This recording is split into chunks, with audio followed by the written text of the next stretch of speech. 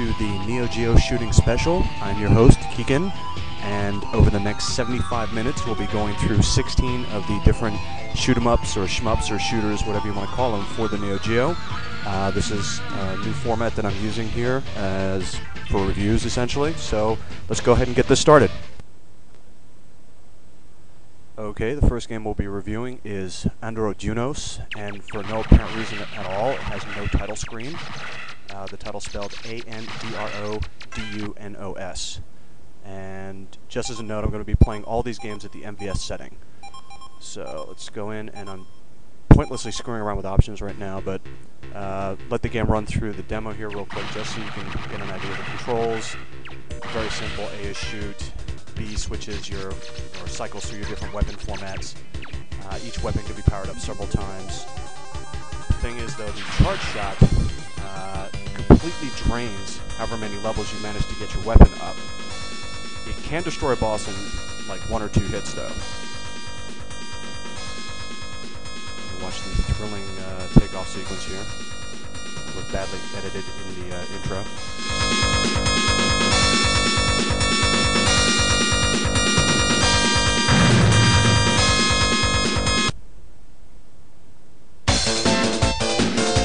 Okay, now Androdunos was one of the earliest shooters released for the Neo Geo. Not exactly the most intense game, not exactly the biggest when it comes to various 2D effects, special effects, heavy graphic manipulation. A couple levels we got some parallax scrolling going on, and some scaling here and there, level 2 and level 3. But for the most part, it's pretty straightforward. That was quite a jump cut, but that's okay. And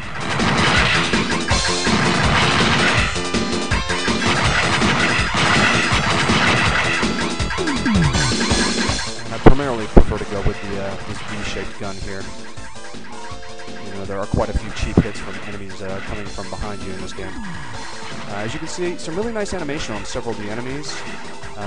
Very detailed sprites. However, once again, music's so-so. The biggest issue I have with this game is it takes about 3 levels really to start taking off. And, okay, this is the first stage boss, and you're about to see just how powerful this charge shot is that I spoke about earlier. And that was one of them, and now, again, that weapon is now completely drained weapon-wise. And the other one, and that's it, the boss is gone. Now, this is part of what I really consider an awkward game balance for this game. If you make it up to a boss and you want to destroy him quickly, you have to have at least one weapon powered up, at least to level 3 or 4. If you get up there with no weapon power-ups, only 1 or 2, you're in for quite a battle. And here you can see, you'll see a little bit of the scaling I was talking about with some of the sprites coming out of the background. This level actually reminds me quite a bit of Whip Rush for the Mega Drive.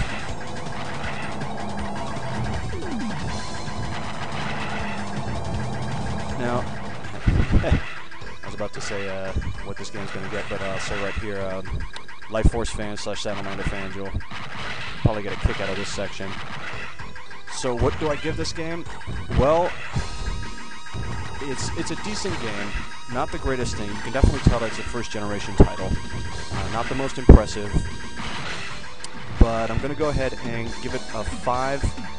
It's relatively average, and considering at the time when this came out that the Mega Drive and the PC Engine had a ton of great games that were far cheaper, far simpler, and were just much better. However, if you're willing to give Androdunos a level or 2, it does really get better.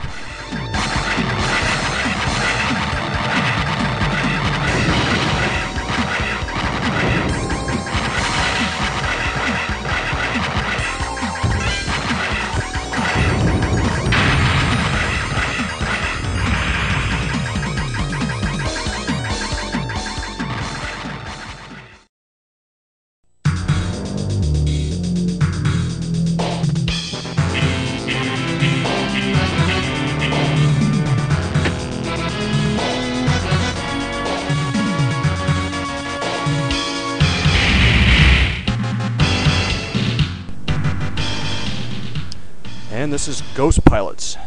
what I would consider the worst game, one of the worst games on the system. Really, I'm just going to start out and just say this game's getting a 3, and you're about to see why.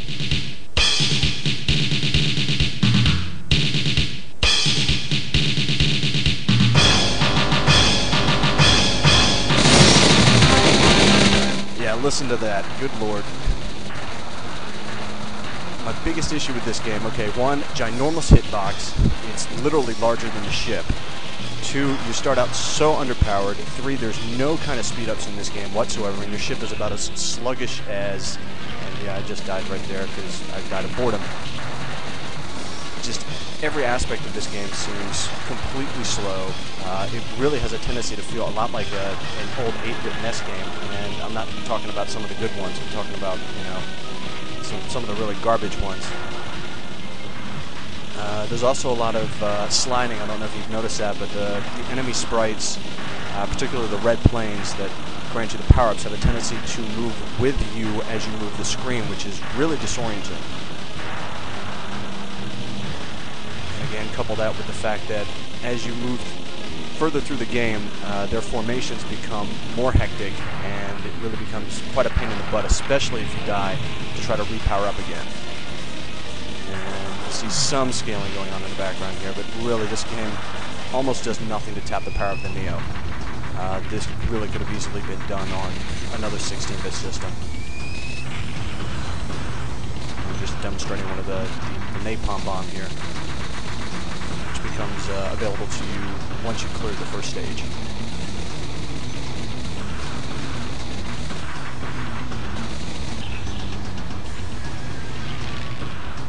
And yet again, I tried to scratch the bullets, which is not the smartest idea in this game, given the size of the hitbox.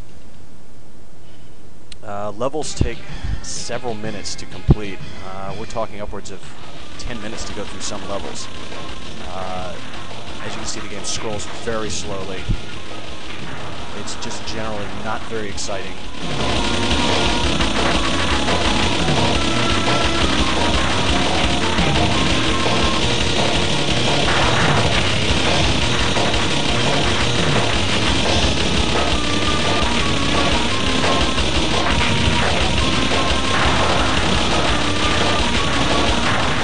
Sadly, this is where the game actually starts to pick up, again, around, technically this is stage 2.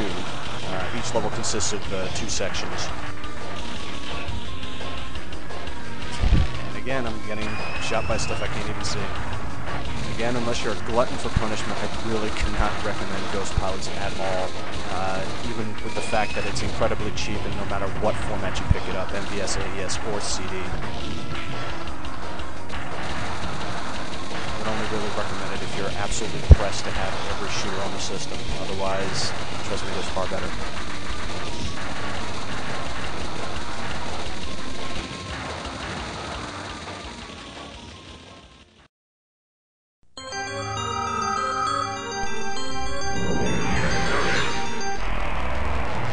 And this is ASO 2, or Asshole 2 as I like to call it, releasing the West's Alpha Mission 2. Okay, we got 2 different weapon formats, and I'm just going to go with the standard manual format here. Now, this specifically is the Neo CD version that you're seeing here, which has a slightly remixed audio from the original cart version, but otherwise very admirable music on the cart. As you can see, there's almost this Twinbee-esque power-up system, shooting these the little blue icons. Release the power-up, which then you have to shoot to get it to cycle through the different forms. You have to wait for it to drop back. Somewhat like Fennec, you can, or I should say Xevious actually, you can bomb ground targets and attack them individually. They can't be shot by your primary weapon. And the B button actually activates your secondary weapon, which initially, as it starts out, is a charged laser shot, but you can choose different weapons as the game progresses. Now, I really do not like this game at all. It has a tendency to scroll really slowly, as you can see. At first, I would say, oh yeah, it feels just like a compile shmup, but it really is not. It feels really awkward, actually.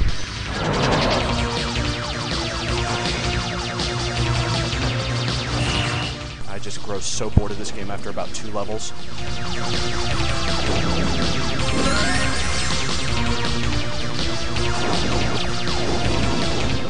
Now, graphically, the game actually is quite good. Everything is fairly detailed, as you can see. It just had some scaling there on that enemy. There is a fair amount of parallax scrolling. The levels are pretty varied, even though they really start to fall into a lot of the stereotypes of the genre. But I really can't fault the game for that. Okay, here you can see the charged weapon. I'm just pointlessly holding it because I totally forgot that there's really no attack enemies here, and that everything that you're shooting at is a ground target, essentially. This is stage 2. You end up as the first half of the stage, you're destroying the top of the ship, and then you fly down inside and attack the interior.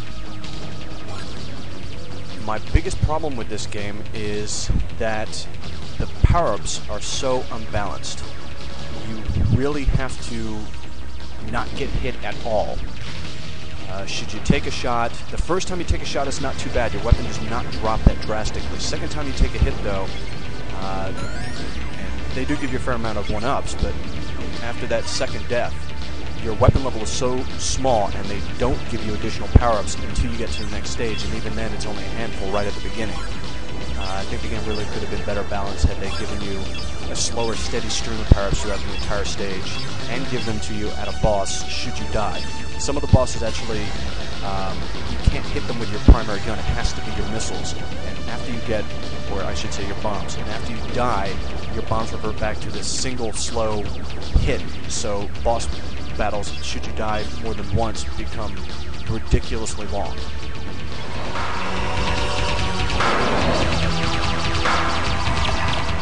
And this is actually one of the few bosses that you actually shoot with your primary gun, so...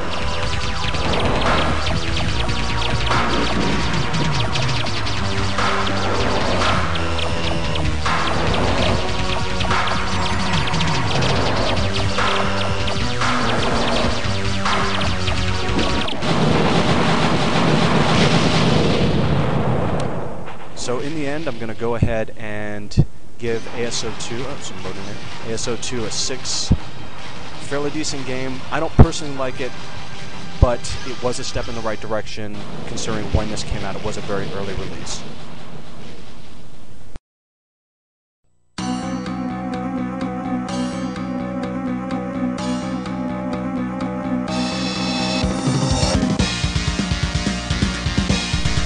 Ninja Commando! Love that pause there. This is Ninja Commando, and this specific layout is actually the MVS cart being run through the Phantom 1 converter.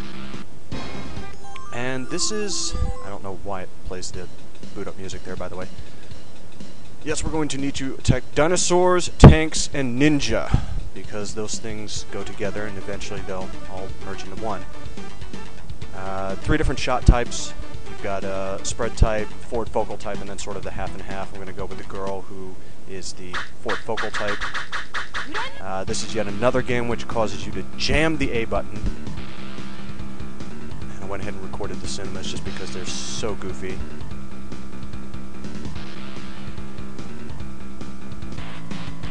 Anyway, okay, as you can see, it's not auto-scrolling, much like Kaitei Daisenso, aka In the Hunt. You scroll the screen manually, and you've got a little bit of left and right movement. Now, yeah, I do consider this game more of a shooter than, say, a lot of the Commando-esque style games, simply because you can only fire in one direction. This very traditional bomb format. This is actually the first boss here, who is the only easy boss in this entire game. Now, my issue with this game, though, is that the characters are so huge on the screen, and your secondary dodge move takes forever to come out. Okay, now where did the guy go? He leaps right off the screen. Yet here he is inside.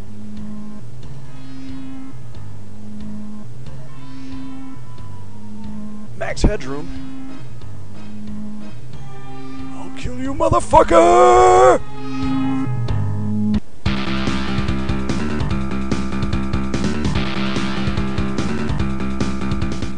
Man, and nobody drinks cranks their V8 in this game, I swear. Is it just me, or does Joe Tiger there on the left look like a combination of Guile and the Forgotten Warrior from Forgotten World? Now that like burst plume of flame coming out of the character, as you can perform this proximity attack, most of it ends up being joystick motion plus buttons. And here I've switched to the last character who's like the 50-50 shot. Now, as you get further through the game, again, like, I mean, these are just sub-bosses here, but they start to take forever to kill. And again, the faster you tap the button, the stronger your shot power is. And you can actually see the line of text above my health meter, which is going as the character, as you power it up, the faster you tap the button, the stronger it is. And here I'll switch to Joe Tiger just so you can see that, again, just the spread shot type. Now, your nuke or your bomb is actually reliant on your health, and it requires about, there you can see about a quarter of my bar to use a nuke. So, you really have to be careful as to when you're going to go ahead and use one. You can see my health is just taking a beating there. So, in the end, I'm going to go ahead and give Ninja Commando a 6. It's very straightforward, however, it does have a tendency to be rather difficult, especially after about stage 2. Simply due to the size of your character sprite, the size of your hitbox, and the very fact that you've got to deal with simple but fast bullet patterns.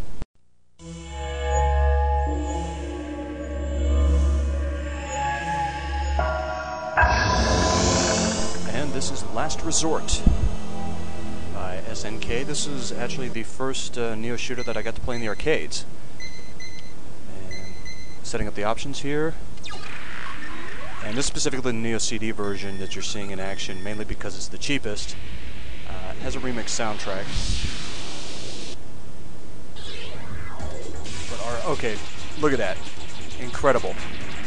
This game definitely looks like it was done by Nazca Team. You can just see that the whole bristling graphical effect that Nazca Team became famous for with R-Type and Metal Slug, Kaite Daisenso, just tons of detail. Very reminiscent, you know, heavily 16-bit, and this is probably one of my favorite books for any game out of this time period. And as you can see, this game borrows a lot from R-Type. You have to grab the main weapon power, which gives you the force pod there, which is actually what you fire when you use your charge shot. So you have to actually wait for it to return before you can charge up again. Now, as you can see here, there's two different types, the red and the blue. And the red one actually clings to walls and floors when you fire it, which makes this section a heck of a lot easier. It can also absorb bullets to help you out in a tight spot there. Now, the biggest problem with this game is that it slows down like a motherfucker, especially when there's a hell of a lot of stuff on screen. I mean, about 20 bullets on screen in this game is down to about 10 frames per second, maybe even that. It can be very helpful, though. But, I mean, as you can see, just amazing amounts of detail on everything. Beautiful explosions, fantastic enemy design. And you can just see the frame rate is just dying. And I love the way the little guys fly out of the vehicles when you destroy them. Excellent soundtrack in this game. Again, this is the Neo CD version, however, the original cart does sound very good. I'm actually going to go through this whole boss battle sequence just to show off a lot of this game in general, just a lot of the effects that are used here. And this is honestly one of the first games that I could say really did start to push the Neo. It was earlier, which is why it has this suffering with a lot of the slowdown here, but just the sheer beauty of the graphics. I mean, even by today's standards, this game really does still hold up. So overall, I'm going to go ahead and rate the game now. It's going to get a 7. It's brutally difficult, just like R-Type, heavily reliant on continue points. Should you die, you're in trouble. If you're in 2-player, though, you have instant respawn, and that is the one nice thing about this game is it essentially is R-Type with the option of 2-player simultaneous, which actually most Neo shooters do have, is the 2-player option. In fact, there's only 1 or 2 that I can think of that don't. But in general, I mean, just a fantastic game. Has definitely kept up with age. Still looks fantastic, still difficult by today. There's actually 2 loops to this game. Good luck trying to get through the second one in a single credit. Just absolutely fantastic all around. Lots of parallax. This is stage 4 here. This actually has one of my favorite soundtracks in the whole game. So definitely, if you're a fan of the R-Type style of gameplay, I would definitely suggest that you pick this up. Again, available in all 3 formats, MVS, AVS, and CD. CD version you can probably have new for about $20, $25, $30 at most. So I'd say definitely, if you're a fan of this style of game, definitely pick up Last Resort.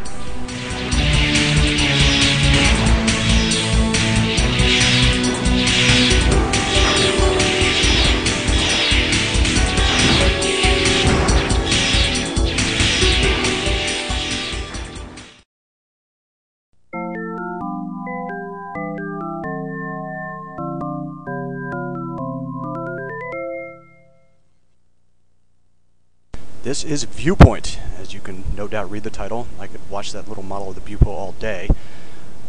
This is actually the, again, Neo CD version. Hey, sing along if you know the lyrics here. 1,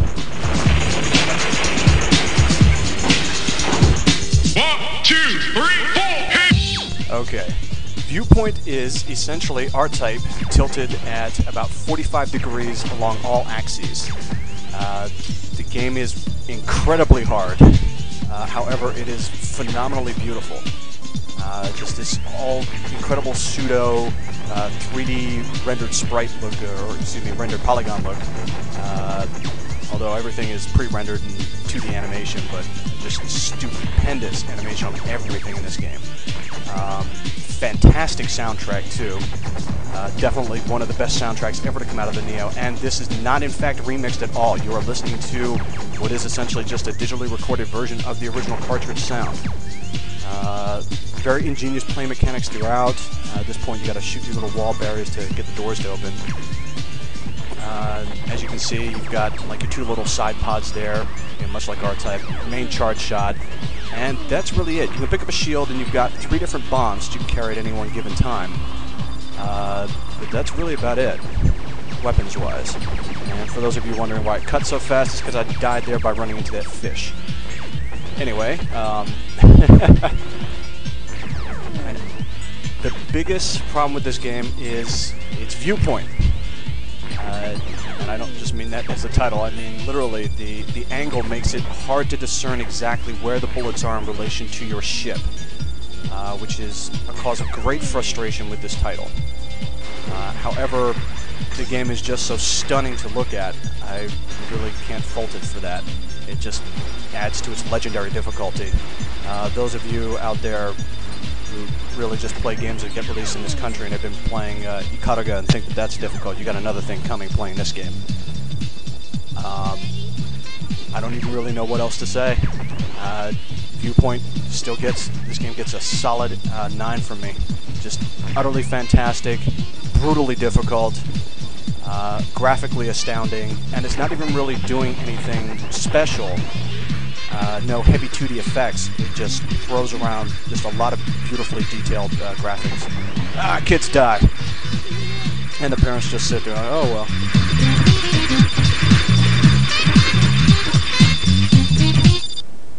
And by the way, that last track, just to say that jazz can work in a shooter if used correctly.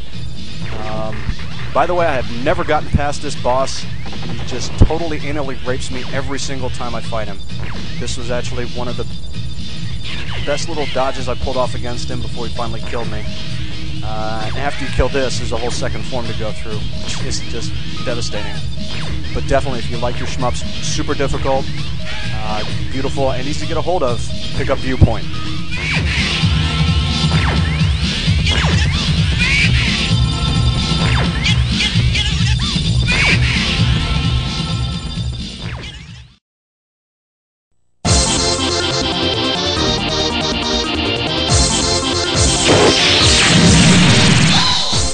Operation Ragnarok, otherwise known as Z-Blade in the West, and MK's only shooter on the system here. As you can see, you got a choice of 3 different pilots, which change the number of bombs and the speed of your craft, 3 main weapons, 3 missile types, and 3 rear shots. So a lot of difference there. And as you can hear right off the bat, yeah, this is definitely a soundtrack by Manobu Mimiki. Just this hard rock / techno soundtrack here. Now we got some parallax going on in the background, and in general, you got actually a heck of a lot of animation on some of these sprites here, like a lot of these morphing helicopters and things.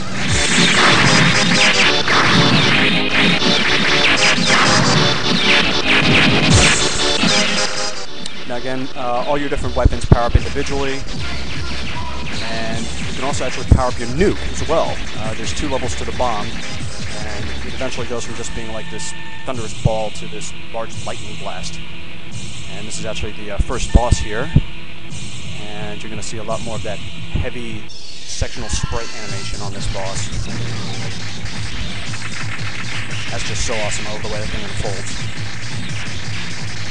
Again, very intense soundtrack, definitely what you would expect out of your classic 16-bit shooter. Very reminiscent of the stuff that Technosoft would come up with, actually.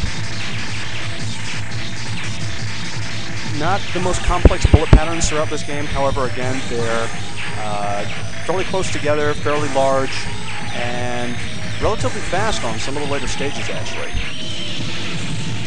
Really, level 1 is about the only easy stage in this game. No doubt, some of you, any fans of Gunstar Heroes or modes, or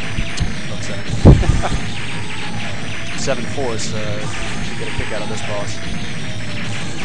You get a good load of parallax there in the background. This is stage 2. Now, I'm going to go ahead and give this game a 7. Graphically, it's not the most impressive thing that Neo has ever put out. However, it's certainly very bristling, not quite as the Last Resort that we just saw, but definitely that very traditional 16-bit look, very technological in appearance. I just bought it from the rear there. Again, solid, thunderous soundtrack on this one, and this is actually an MVS exclusive. There never was an AES card or Neo CD of this game.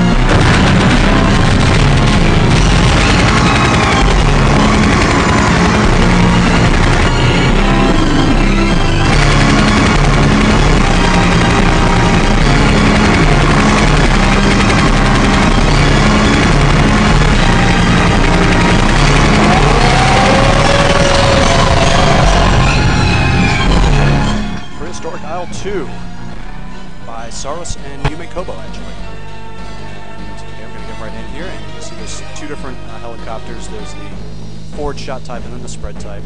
You got a kind of a wonky FMV mini intro there as your helicopter flies into the first stage.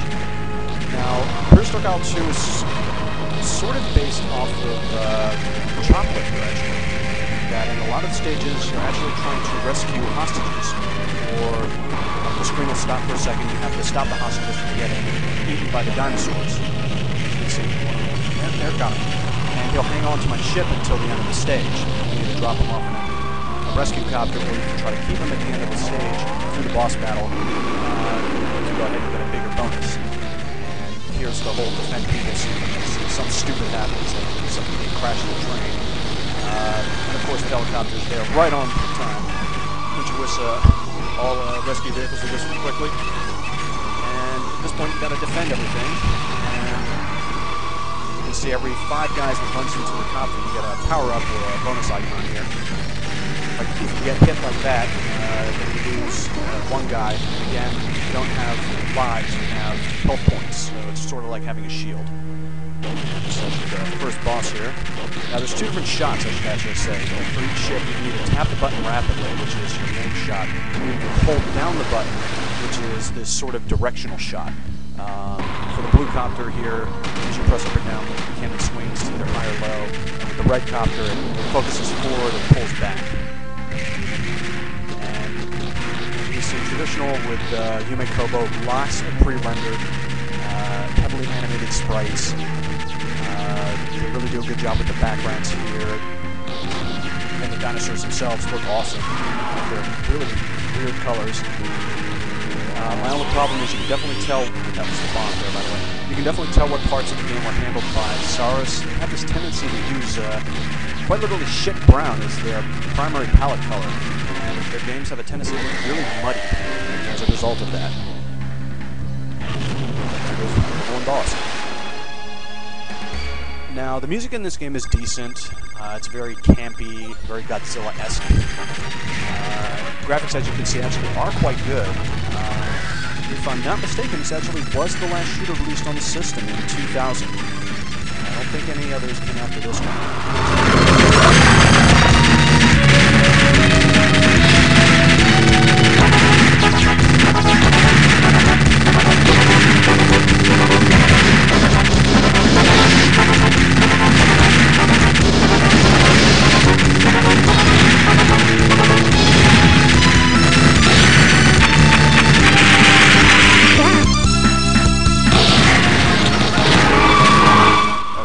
Probably one of the nicest looking levels in the entire game. This is stage 3, which has this beautiful pre-rendered FMV background, much like Blazing Stars, several stages 2 and 6, which you'll see later in this video. And you can actually see the bonus multiplier working here. After you collect several power-ups, once you hit max level, every power-up of the same color that you collect after that puts you into bonus time. Now, as you can see here, kind of the graphics, especially around level 4, start to get a bit muddy. And again, this is, you can tell that Saurus worked on this game. Suffering a little bit of slowdown, but in general, there's a fair amount going on, and everything looks really nice. So in the end, I'm going to give this game an 8. It is an MVS-only title. They never did make an ABS or CD port of it. However, very nice game. This has a tendency to be kind of loud, though. Which I have noticed with some of Saurus' other titles, actually.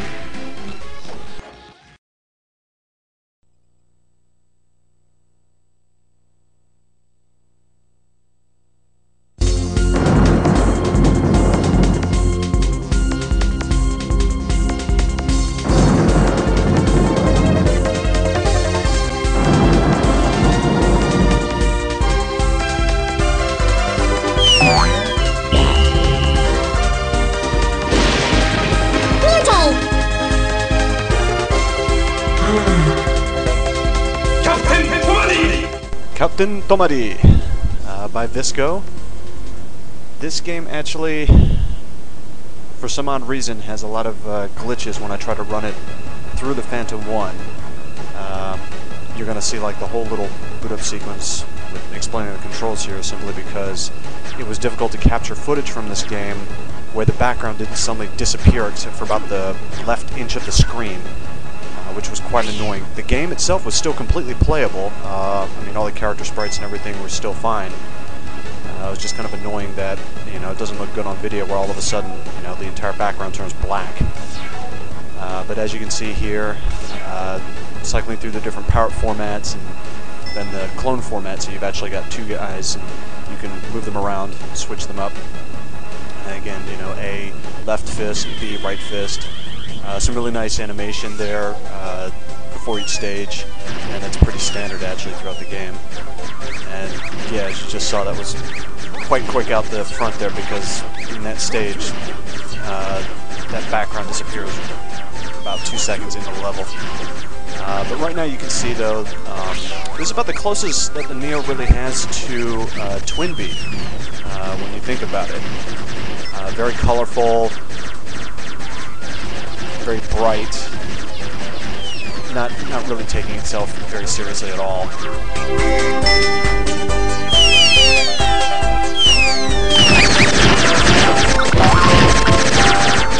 And interestingly enough, you have this whole effect where you'll progress through the stage a little bit, then the screen will stop scrolling, you get to fight a whole series of enemies, and then the screen will start scrolling again. There it goes. Now this game starts out, actually even level 1 is really difficult. Don't be fooled by its cute appearance, the game really is quite tough. It really slows down though during, and there you can see actually a section of the background missing.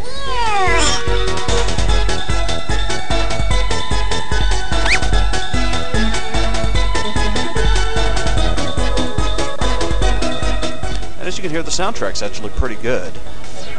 Graphically, the game is, again, you know, very nice. Action-wise, it's definitely very intense. It has a tendency to really tax the Neo, though, just simply for on-screen data. The game really does slow down during boss battles quite a bit. So, in the end, I'm going to go ahead and give Captain Tomari a 7. Definitely a very solid game. Kind of strange, though, with this whole... You're not actually firing, but shooting his fists here, which means that your attack distance is limited. And as you can see, some of the really bad slowdown right there. However, though, really interesting game, and definitely using some really off the beaten path play mechanics, especially with that whole doubling up format.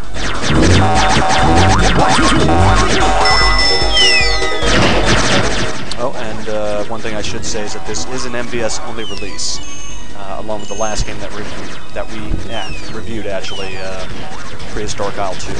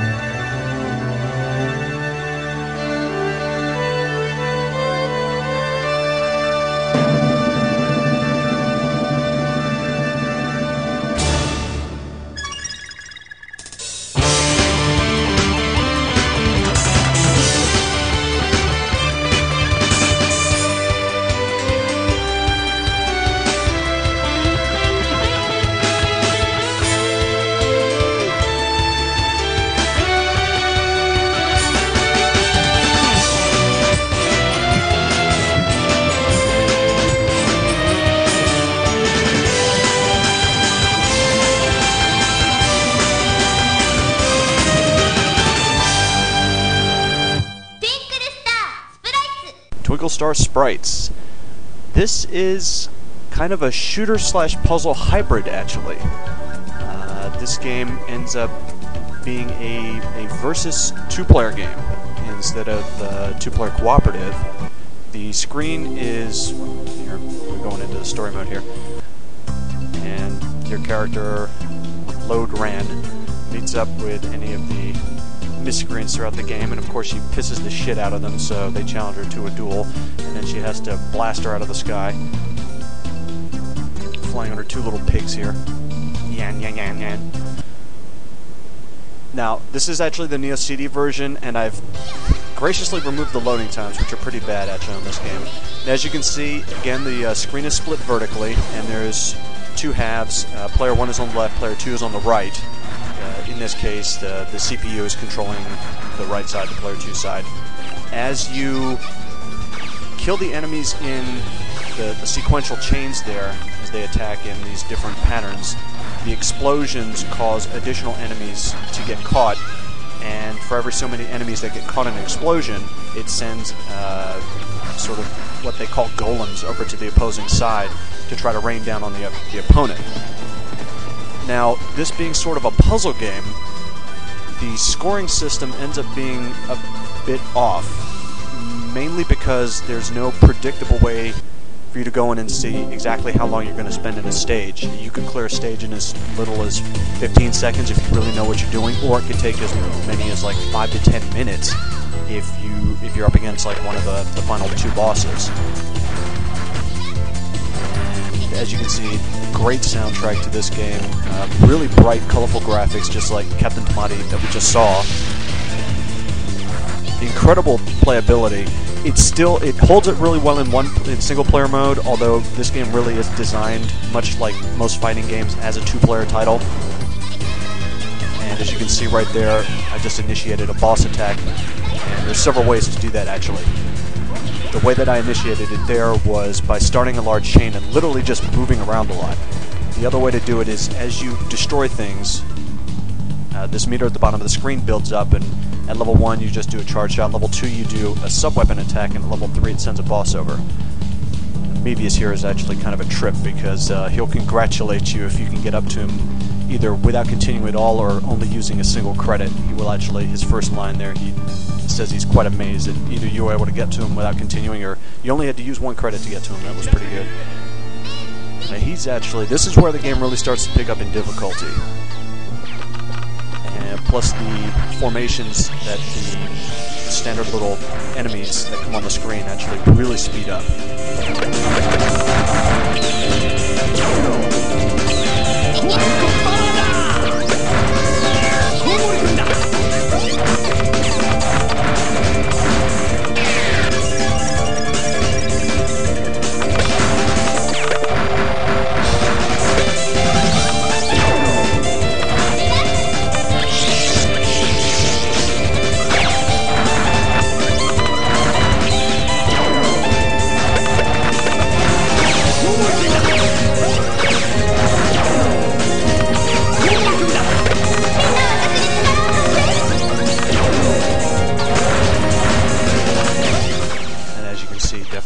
Stages, the game just gets incredibly hectic. There's just a lot going on with you attacking your opponent countering, sending stuff back to you, the potential for bosses. Although two bosses cannot be on the screen simultaneously. If you initiate a boss and then your opponent initiates a boss, it'll counter. And he'll send a boss over to you and won't receive yours. Theoretically, you could get at least 3 counters if you've got 2 charge meters and both of you start some really high combos at once.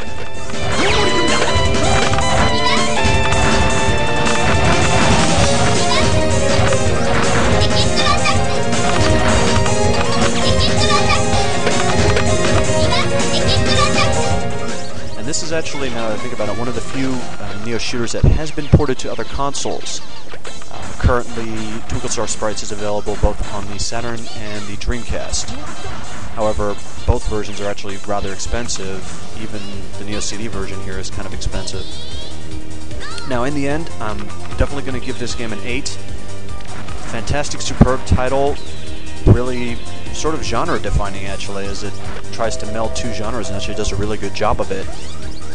The only negative side is that it's really intended for 2 players. However, again, as you can see here, the single-player game does really heat up in the last 2 to 3 stages, and if you can actually see this is the final boss, Memory, and her dodging algorithms are absolutely ridiculous. This is actually just the MVS setting, so this is just level 4. However, you can crank this game all the way up to level 8, and let me tell you, it's almost impossible to hit her.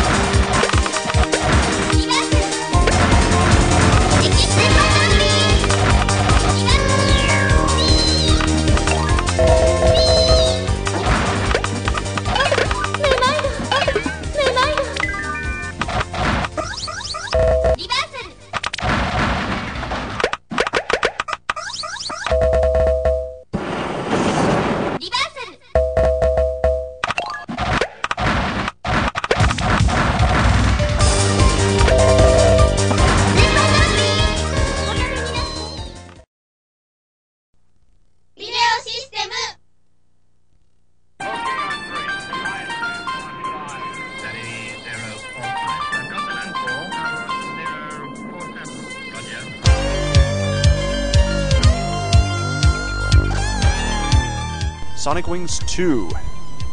This is actually, apparently the company who created this video system, many of their members later went on to form Psycho.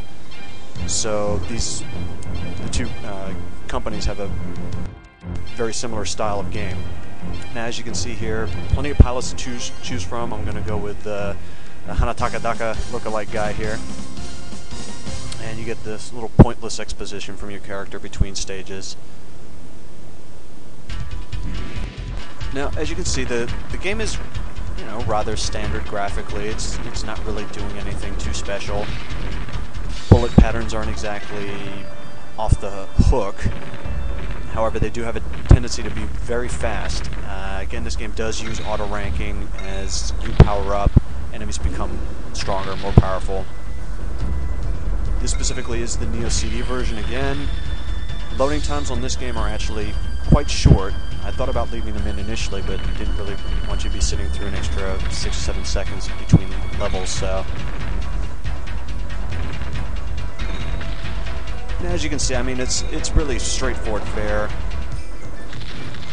The game really doesn't do anything too spectacular, however, it is just a very well-designed shooter. Very nicely designed levels. Plenty of enemies. The odd thing is, though, is that the two versions released for the Neo Geo are the only two that feature a Yoko screen format or horizontal screen format like this. The original game, the special version, as well as the fifth game, are all Tate screen. And as you can see there, it was really nice, fantastic animation on that boss, and just awesome explosion there. And And as you can see, like the game really starts to throwing quite a bit of stuff at you, come level 2 onwards. So it's not just a cakewalk throughout. It's only really the first boss who's a pushover.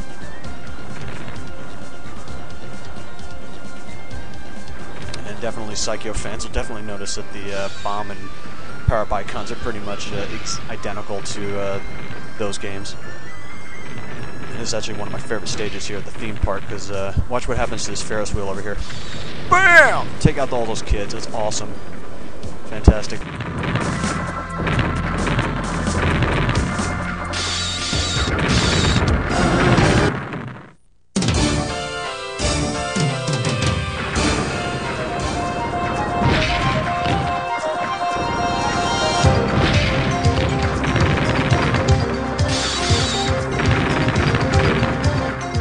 In the end, Sonic Wings 2 nails a definite 7 for me.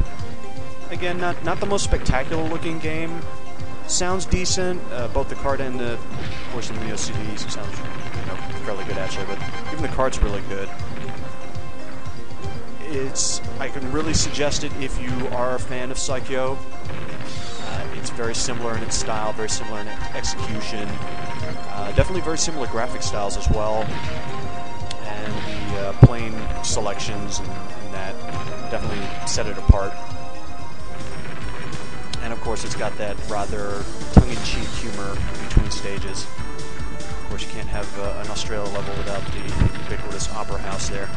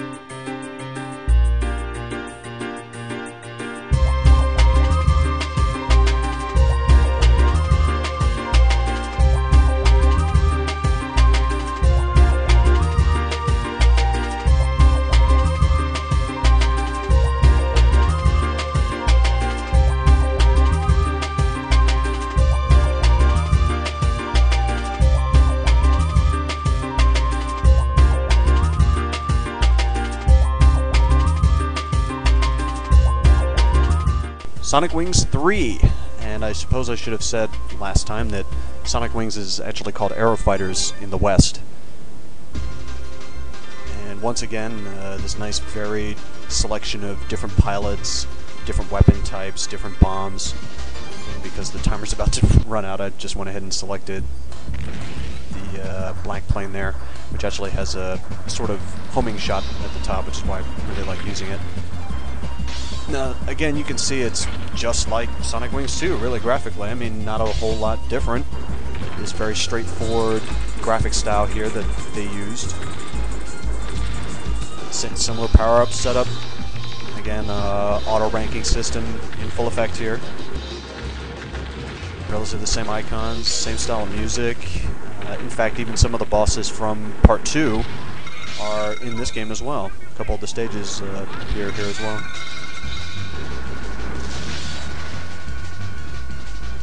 Now watch this safe spot here on this first boss. This is kind of ridiculous. I think they could have put a gun on the back here. Watch this. And he can't hit anything. Now of course the second form would hit you if you stayed up there, but not the most intelligent design. As you can see again, these short, quick bullet patterns. Definitely not bullet hell. Again, the pointless exposition from our heroes here.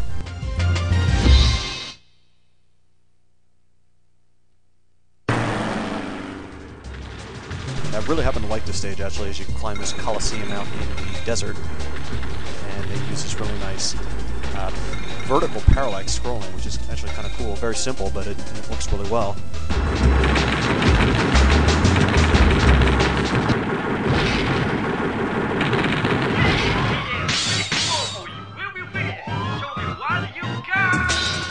tell me what you got.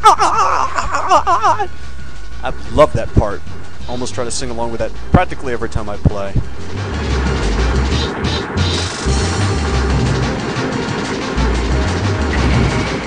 And already here in level 2 you can already see some heavy multi-jointed bosses here.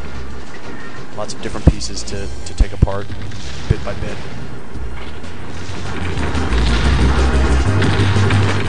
And in the end, Sonic Wings 3, just like its prequel, gets a 7 for me. Very straightforward, good music, very workable graphics, and definitely very solid play control.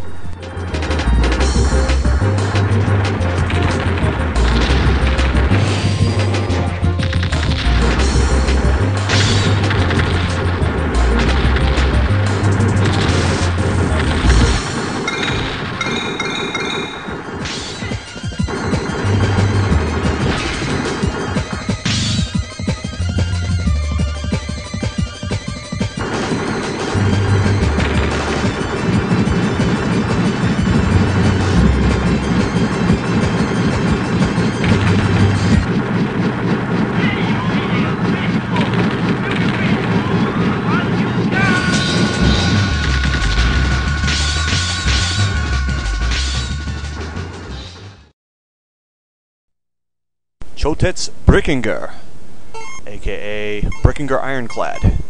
This is actually a Neo CD exclusive. There was never an MVS or AES release of this game, and for that reason it sells for ludicrous amounts of money and is piss hard to get a hold of. As you can see, we got 3 different ship types to choose from, different attributes: speed, power, strength. And as you can see, we've got this Darius-esque stage select system with branching stages.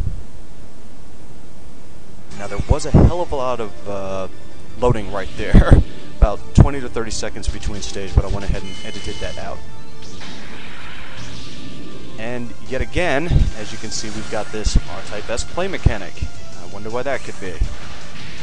No doubt from the number of NASCAR team employees who shifted over to SNK's various branches, as this game is by Saurus. The Brickinger itself is the little green unit sitting on the front of my ship there, and it's got 2 arms, a left arm and a right arm. Different power-ups: left arm power-up and a right arm power-up. Left arm power-up is for your main gun, right arm power-up is for the charge shot, so you can't actually perform a charge shot unless you've grabbed an R weapon. And there's 3 variations of each one. Different strengths and different distances for the charge shot. And as you can see, the game is kind of set at this skewed angle slightly. It's not like Viewpoint where it's along all axes, but we've got this shifted, almost overhead perspective, but also sort of from the side. This does have a tendency every now and again to make it kind of hard to discern exactly where the ship is in relation to enemies. And as you can see right there, the Brickinger, I released it on a charge. Hold down the B button, it draws the Brickinger back to you, or you can tap B button to release it. And here we are, part way through stage 2. Also, you do have a bomb if you tap C button, which totally again, nukes everything on the screen, but totally wipes out your power level of the Brickinger itself, reverting you back to just your default settings. You do have 4 different pieces of shield, and you can earn more as the game progresses. Should you get damaged, you'll lose whatever current weapon power-up level you actually have. It'll drop back like a level or 2, and a couple of power-ups will get dispersed from you, and the Brickinger will actually get knocked off the front of your ship. Now there's a lot of variety actually in the levels here. And graphics, again with Saurus, you've got this muddy look to all the pre-rendering here, which really isn't necessary. But they kind of make up for it by having a lot of variety in the stages. As you can see here, we got this sideways scrolling, 45-degree angle scrolling downwards, and some nice parallax scrolling. Fair amount of enemies on screen, considering their size. The Brickinger itself is actually fairly large, along with your main ship. And you can shoot him off and have him sitting out there by his lonesome, and have him firing at the enemies individually from your own ship. And you can draw him around the screen again by tapping the B button every now and again if you want to put him into a different location. some enemies are actually firing specifically at the Brickinger, so it helps detach it at certain points. And there's actually a really cool parallax effect on the shadow of this, or reflection of this building coming up here shortly. Now the soundtrack to this game is really good, and it should be obvious as it's Neo CD exclusive, but Saurus actually really did spend a lot of time with the soundtrack and came up with some really nice tunes for this game. Graphically, again, it's a mixed bag. Being by Saurus means that so long as they're working in red, or shades of red, and brown, the game looks okay, but you start to get into like blues and greens, and then green looks like snot green, and blue has a tendency to look really shitty. This section is actually the final boss battle. One of them, actually, I should say. There's 4 different ones. And for those of you who can't read katakana, on top of like a little bubble that appears above the ship when I do the charge shot, it literally says Buri Ki-n. So it's literally spelling the name of the Brickinger, the little robot, which is kind of a cute little addition there for the charge shot, instead of just using the standard sucking in, lightning power or what have you. This stage in particular really looks pretty good given the FMV cycling background that they use for the specific stage. Although this boss is an utter pain in the fucking ass. In the end, Brickinger gets a 7. Very well laid out, good level structure, very varied, however, rather poor graphics, but really good music, so it's sort of a balance.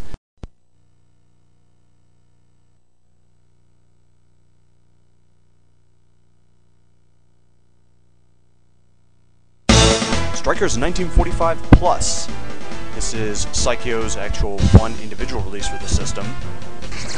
And no doubt some of you who have played Strikers 1945 or 2 are going to recognize certain elements of this game, and that's mainly because this is actually sort of a remix of Strikers 1945 Part 2. Many of the stages reappear from that game, many of the planes reappear from that game actually as well. The power-up system, however, is sort of a mix of Strikers 1945 Part 2 and Zero Gunner 2 actually, in that, as you can see, the charge meter on the left there, as you shoot stuff, builds up, but instead of storing, having this multi-layer system, every time that power bar hits the top, you store one solid charge shot, and the different ships have different numbers of charge shots that they can each store. Now, oddly, again, this being a Neo release, they went with the Yoko screen format, and they actually truncated it like they did for when they ported like Strikers 1945 Part 1 and Part 2 to home consoles. The original Mode 1, which is sort of this 80% screen format, is essentially what they've done here, and with the bosses that have reappeared, they've done a lot of remapping all the bullet patterns. So just because you think you know Strikers 1945 Part 2, trust me, this game will hand you your ass very quickly, because it is rather different. And why do you need explosions that detailed? That's like 120 fucking frames per second. Now, as you can see, this is only stage 1-4, and things are already getting really friggin' hectic nearly right out the start in this game. Loot 2 is utter hell. But again, many of the same scoring tactics that you see in any of the other Psycho games period are on display here. Music is very reminiscent of what they produced on their different arcade boards and home systems. One thing to note, though, is that the bombs do come out kind of slowly, so you really have to sort of give yourself at least about half a second notice. You can't just quickly bring in the bullet to hopefully cancel death. No doubt, again, Strikers 1945 Part 2 fans, take note. This boss certainly does look very familiar, although the bullet patterns are, for the most part, completely different. And these are actually real pain in the ass to dodge. And yeah, I just bit it right there.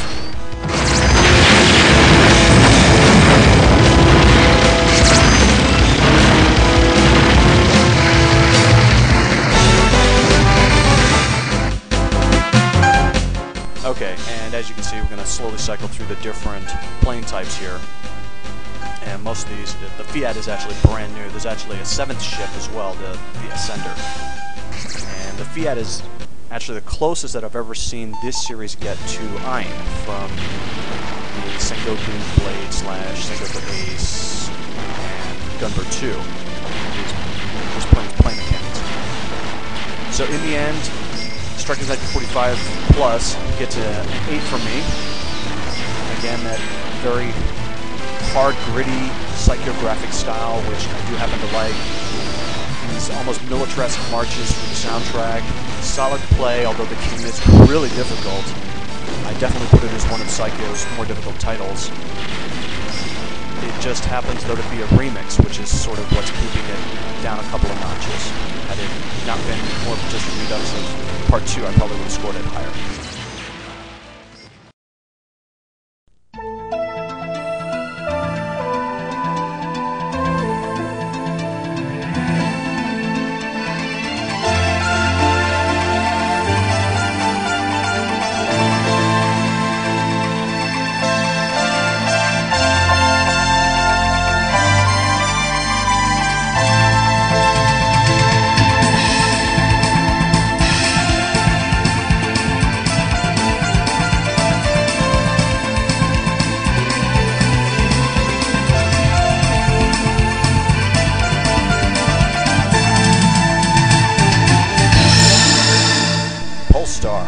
This is actually the Neo CD version that you'll be seeing in action here. However, the Neo CD and the cart are pretty damn close, and actually the music that you'll be hearing is just digital versions of the cart music. And as you can see, sort of Thunder Force style, you can choose your first stage where you want to start. Now this cinematic is actually in the cart versions, but all the additional ones that appear before each level are not, although these require additional loading for the Neo CD, so you can turn them off.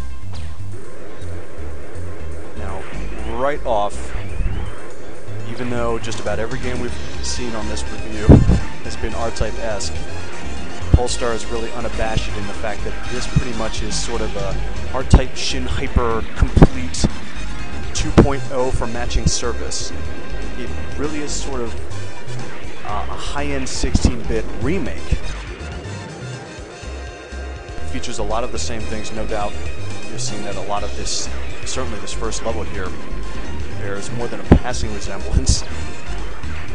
However, the game has a fantastic soundtrack, I mean, absolutely stunning graphics, some of the best on the Neo, actually.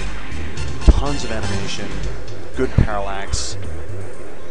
As you can see, like, that snake is just totally writhing and wriggling and everything. I mean, there's so much movement and life in the backgrounds in this game. It's utterly fantastic. Several of the power-ups, again, apart directly from R-Type. As you can see, that laser straight out of R-Type. This game does actually introduce, though, some additional play elements, in that there's 5 weapons instead of 3, so it's sort of more like R-Type 2 in that respect. However, there is also a charge weapon, a C icon, which you'll see me get here in a second. There it is. And what that does is actually speeds up the rate at which my charge weapon, the charge shot, can hit max.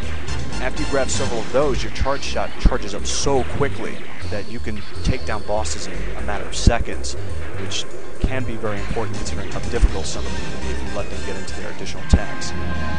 Here we are on level 2, and this is actually the shield weapon, which totally surrounds the entire ship. And again, fantastic audio in this game. This is just digitally recorded cart music, so if you get the cart, you can hear the same stuff. And no doubt those of you who played the cart, you're about to hear an audio glitch here.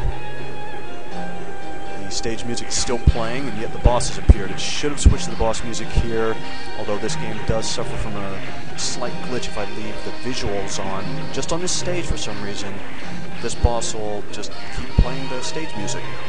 Although that's fine by me, because the stage music to the stage is really damn nice. And I mean, as you can see, just huge enemy sprites, beautiful animation, everything. Very colorful palette, I mean, brilliant use of the Neo's color. Salamander / Life Force fans, check out some of these flame prominences here. These things are utterly beautiful. Look at that. Just sheer beauty. Although they're strictly aesthetic, they can't actually damage you. Now, just like R-Type Stage 3 in Polestar is essentially the entire level is a boss, and you have to take it apart piece by piece. As you can see, the I.O. units there above and below my ship. Unlike R-Type where they're fixed in one direction, they can actually have the direction changed with a quick tap of the B button.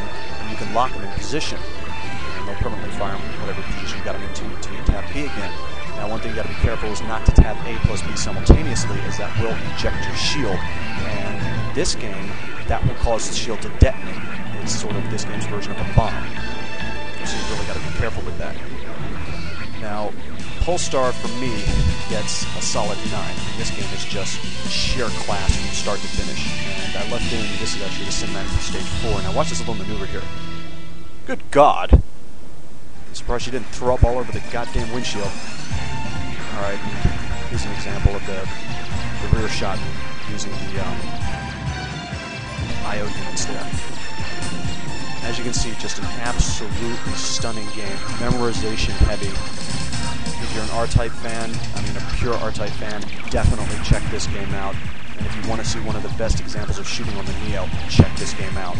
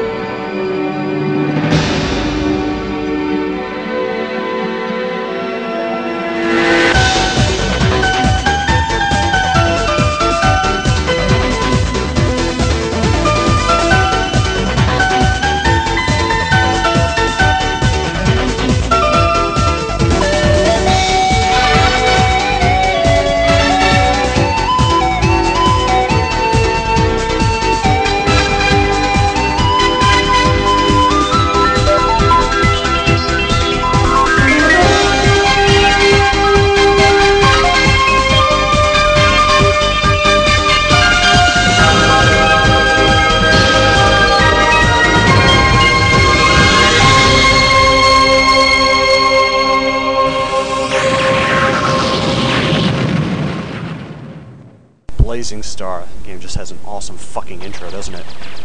This is, in my opinion, the best Neo shooter that is available for any of the platforms. 6 different ships to choose from, and as you can see, just fantastic pre-rendered animation on everything. Awesome character design, and in fact, the ship from Polestar making a cameo appearance here. I'm going to go with the Windina. Get ready! Now, stage 1 starts out rather calm. However, it picks up about halfway through the stage, and that's about the last calm moment you will ever see in this game. After that, it really starts to get heavily intense, and certainly by stage 3, they're throwing tons of stuff at you. Now, beautiful use of the Neo's color palette in this game. Utterly stunning, bright, colorful graphics.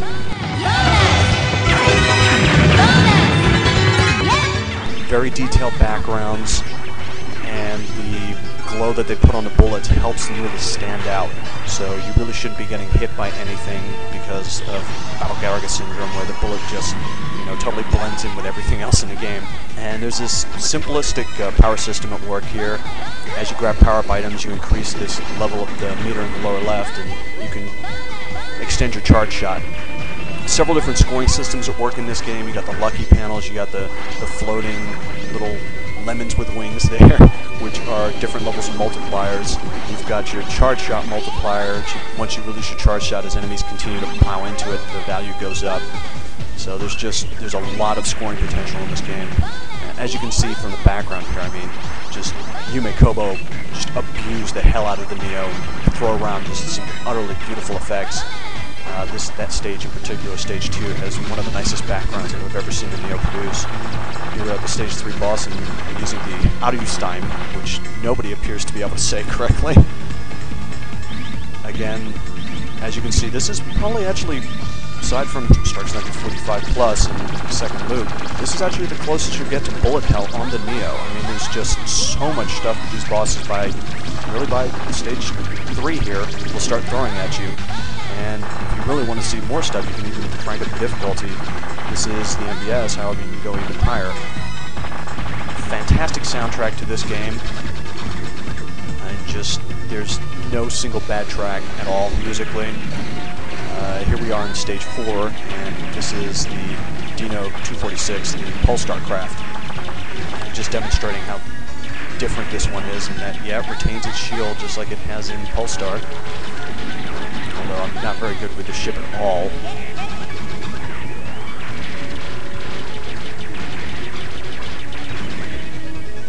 And as you can see, lots of different enemy patterns and formations, enemies materializing out of nowhere. And I'm going to end the video here with this battle against the Stage 5 boss with the Hellhound. And yeah, we've come to the conclusion of the show. I'm kind of saddened by it too, but I hope you saw some games that you really enjoyed, and I hope you try to track down some of them, certainly. Give them a whirl. Some of the Neo's best games actually happen to be its handful of shooters. So in the end, Blazing Star will take a 10 from me. This really is, to me, shooting perfection on the Neo. Just an absolutely stunning game. So much that you can do, so much scoring systems to abuse. Utterly beautiful design. Fantastic variety in the ships and the enemy craft. And just overall, just one fantastic experience. Thank you for watching. I hope you enjoyed what you saw. And perhaps in the future I'll be able to do another video like this. Thank you.